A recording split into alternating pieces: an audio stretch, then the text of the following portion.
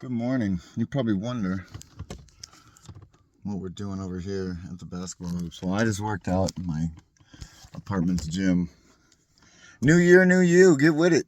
And all the gyms are packed anyway because, new year, new you. But, people are like, God, I hear all these podcasts and all these people saying, oh, fuck, all these fat, smelly people are in the gym. It's like, do you get mad at the illiterate guy that's hanging out at the library? I don't.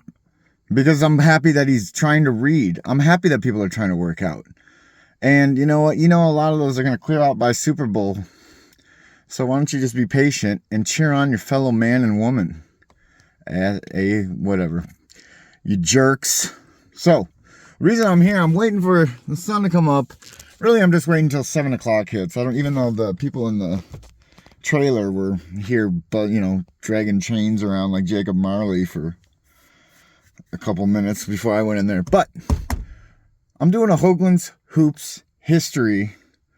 I don't know what to say. Leave me a comment how you want to put it. Hogeland history hoops. Hoops Hogeland history. Whatever. We're going to talk about Erick Dampier on the last day of the season in 2002. And then we're going to go get some shots up. Roll that intro. Welcome to Hogeland history.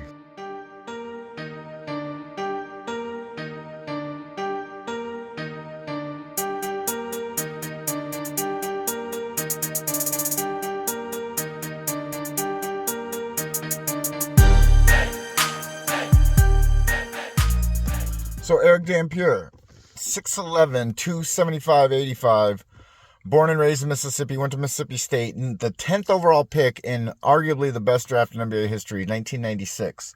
1996 is so good that you could put the top 5 draft picks, which is Allen Iverson, Shareef Abdul-Rahim, Marcus Camby, switch those actually, it's Marcus Camby, then Shareef, then Stephon Marbury, Ray Allen, versus down the road, or down the draft, you have Peja Stojakovic, Jermaine O'Neal, Steve Nash, Kobe Bryant, and then an undrafted fellow, Ben Wallace.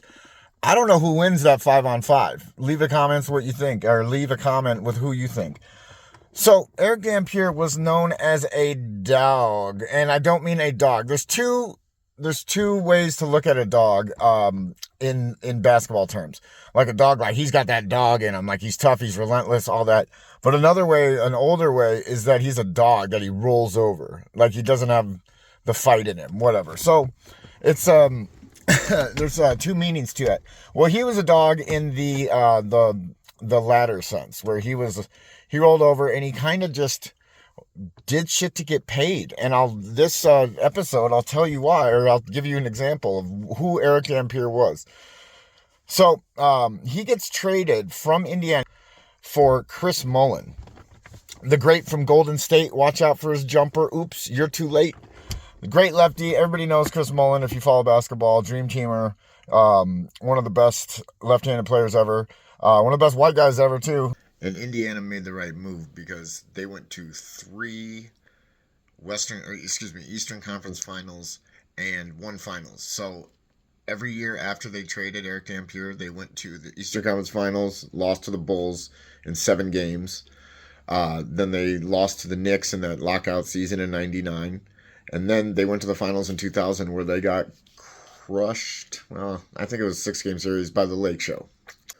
So it's the last game of the season, and Gary St. Jean is the GM. And again, they finished 21-61, good for last place in the Western Conference in the 01-02 season.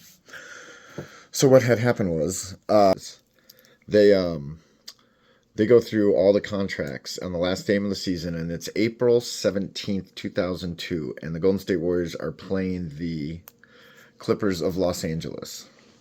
And so what they find is that if Erick Dampier gets 8 blocks in the game, he gets his bonus, which I don't know what it was, but it's not up to the team to tell the player that. It's up to his agent.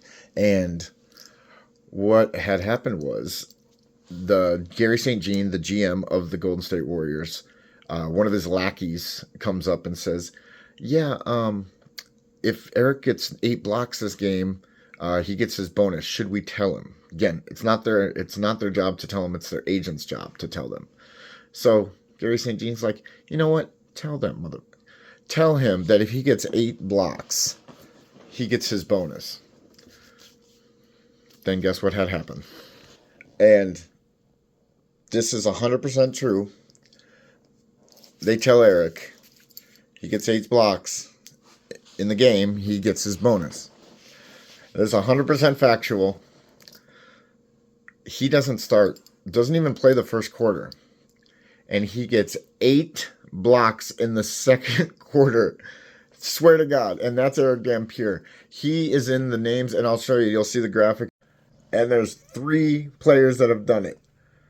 Manute Bol did it twice. Dikembe Mutombo and Erick Dampier. And that was Erick Dampier.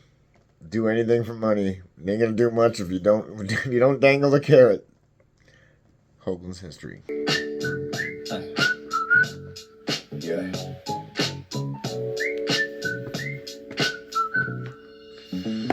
Welcome to Hogeland history.